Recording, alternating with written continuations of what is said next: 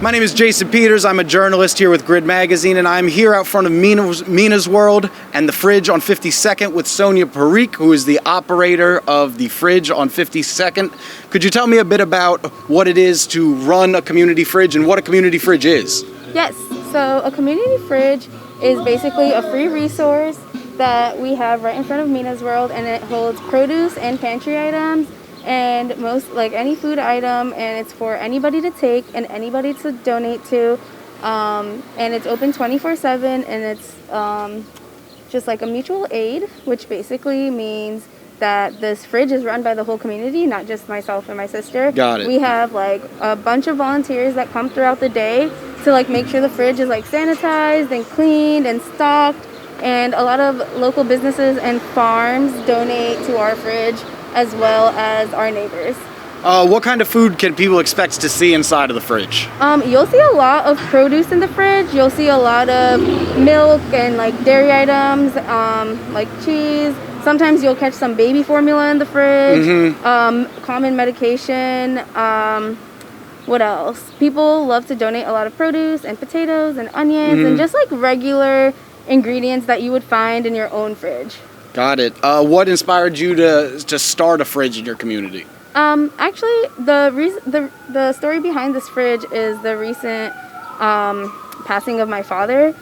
He died due to COVID, and my sister and I never got a chance to say goodbye, but he did a lot of mutual aid work in his lifetime, although he didn't know what the term mutual aid meant. Yeah. And after his passing, a lot of people came out and told us that, like, my dad used to buy people groceries and drop off food to their door, and he was really silent about it. And it's a way for me to grieve and for my sister to grieve and just like kind of feel connected to him in such a terrible time in this world. Well, that's touching and extremely kind.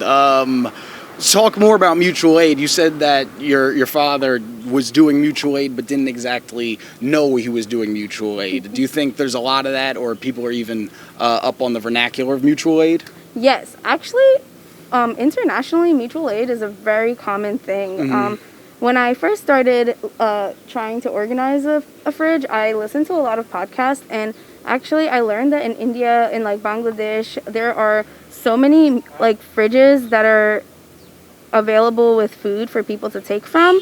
And also like in a lot of Asian cultures, like mutual aid is just like a given, maybe because like our families are so big, or like we just are so like familial with neighbors.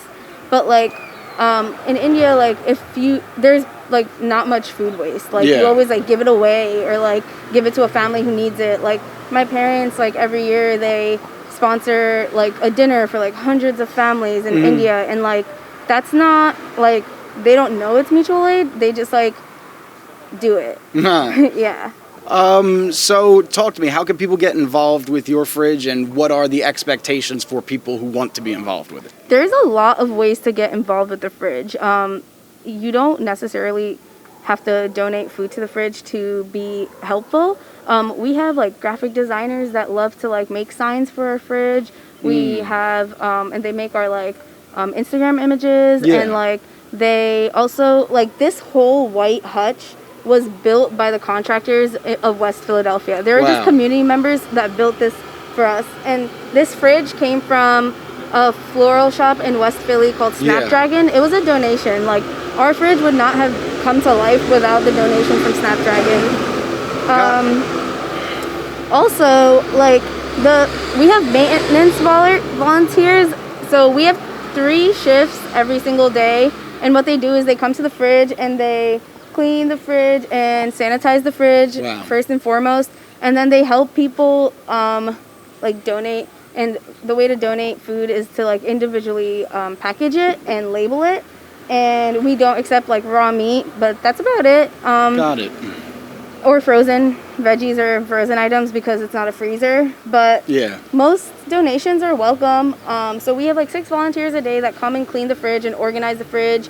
We have people are dropping off and picking up food all day long because it's 24/7. Some other ways that people help our fridge is like all the electrical work was done by a volunteer. Our fridge technician is somebody from West Philly, and he comes and takes care of our fridge for us if there's any issues. And yeah, it's all run by the whole like West Philadelphia community. I just like put a call out on Instagram, and I have like 15 people just like ready to help all the time. That's great. So you mentioned Instagram. Where can the people find you on social media, perhaps, to get in touch? Cool. So our Instagram is the Fridge on 52nd. It has all the resources and information that you would need. We have a link tree for if you want to sign up to be a volunteer, if you want to donate large food amounts.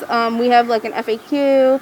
I answer all of the DMs, and I also have an email for people who want to email me. I'm pretty good at emailing people back. Got it. And yeah, those are like the two ways that you can reach us. And of course, you can always ask Mina's World. Like, they're the best host ever. They know everything about the fridge.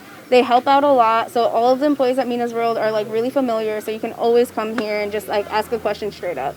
All right. Well, I thank you for your time. Thank you for talking to me. Cool. Thank you so much.